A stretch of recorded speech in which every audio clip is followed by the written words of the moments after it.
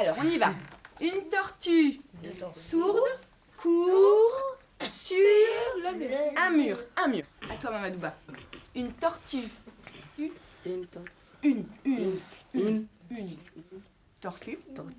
Sourde. Court. Super. Qui d'autre veut essayer? Non.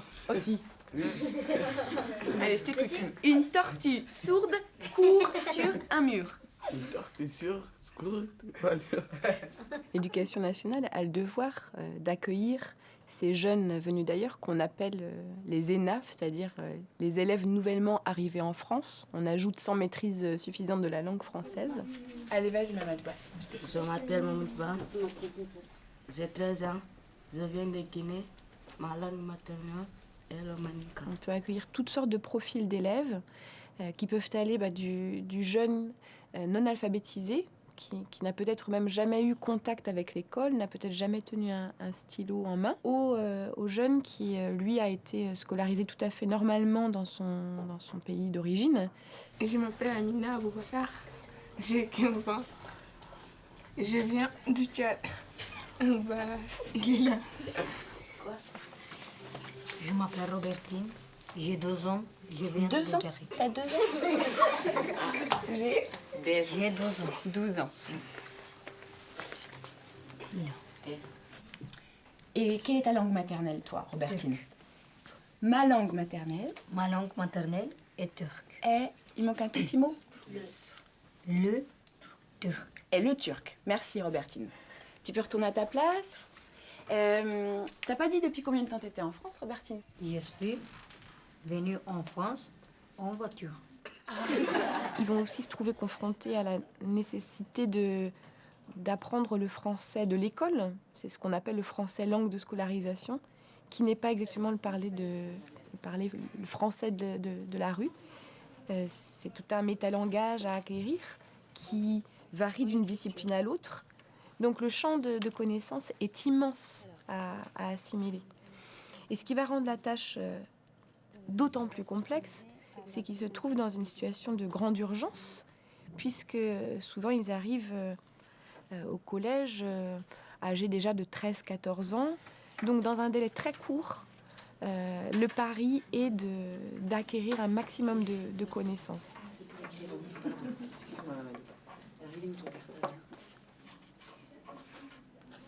Ta vie en Guinée, ta vie en France, c'est pareil? C'est pas pareil. Qu'est-ce qui n'est pas pareil? Là-bas, c'est trop loin. Tu pourrais me dire, me décrire une journée quand tu étais en Guinée? À quelle heure tu mangeais? À quelle heure tu partais à l'école? Tu veux bien traduire, Bafodé? Dès qu'il se lève, lui, je sais pas, il allait pas à l'école directement. D'abord, il allait, je sais pas comment ça se dit ici en français. Il fera un peu d'agriculture, après il allait à l'école. Il mangeait, après il allait à l'école.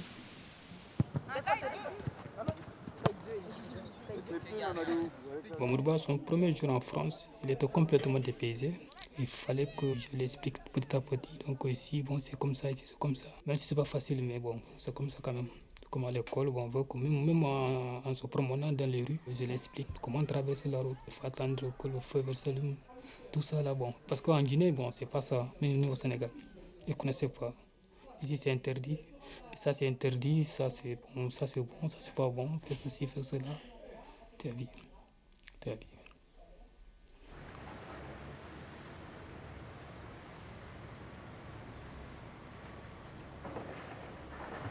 Amina, elle a vécu la guerre, elle a vécu la guerre parce qu'elle était chez ma tante. Et puis les rebelles s'étaient entrés chez eux pour se cacher. Après, les forces du gouvernement sont venues les chercher et ils ont abattu les rebelles devant eux.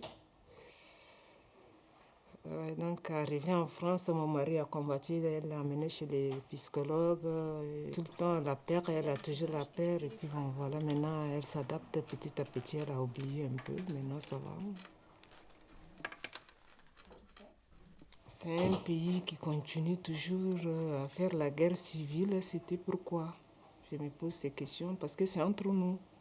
C'est pas avec un autre pays. Et puis, il n'y a pas des écoles pour les nouvelles générations. Même quand je me rappelle, un jour, les enfants étaient à l'école, bon, on attend des coups de feu partout. Les enfants sortaient, tu as vu.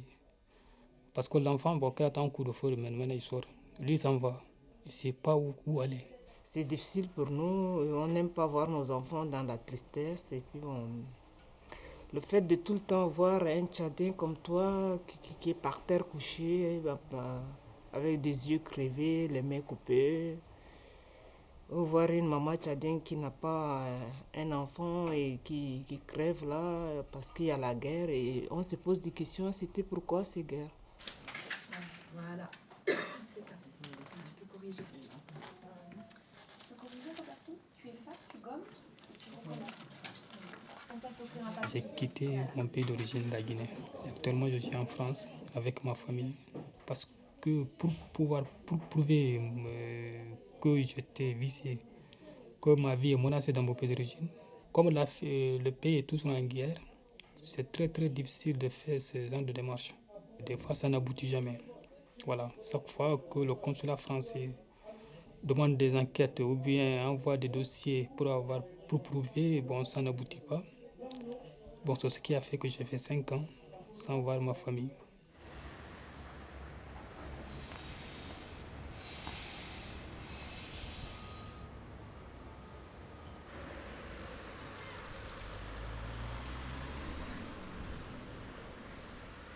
Donc l'association Baobab, c'est tout simplement dire le droit français aux personnes étrangères et puis les accompagner dans leurs démarches administratives et juridiques.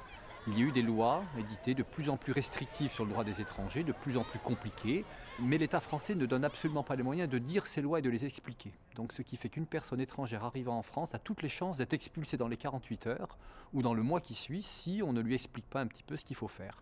Alors, vous installez. Firkan, toi aujourd'hui tu vas aller te mettre à côté de Mamadouba.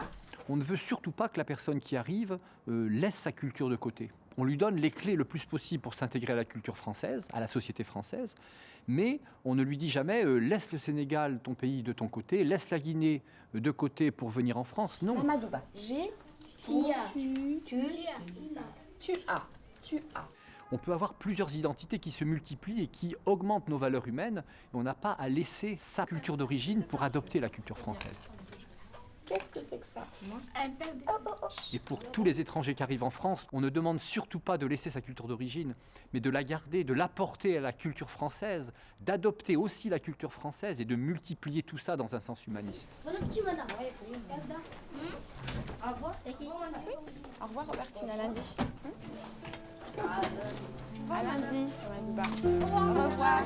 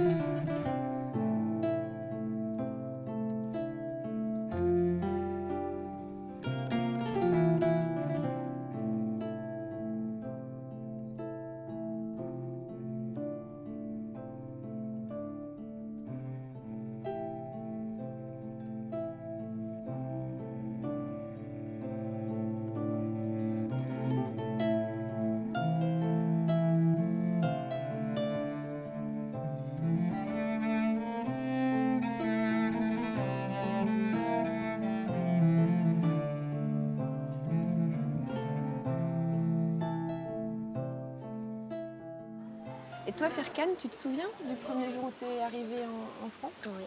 Alors, on est venu la nuit, c'était dur, on est rentré chez nous. Le matin, j'ai regardé, c'était l'hiver là. J'avais trop peur de sortir dehors. Pourquoi tu avais trop peur de sortir dehors? Je sais pas, j'avais peur qu'il y a des gens qui veulent me tuer et tout. Est-ce que tu avais l'idée que les gens n'allaient pas accepter que tu arrives en France? Ouais. C'est vrai?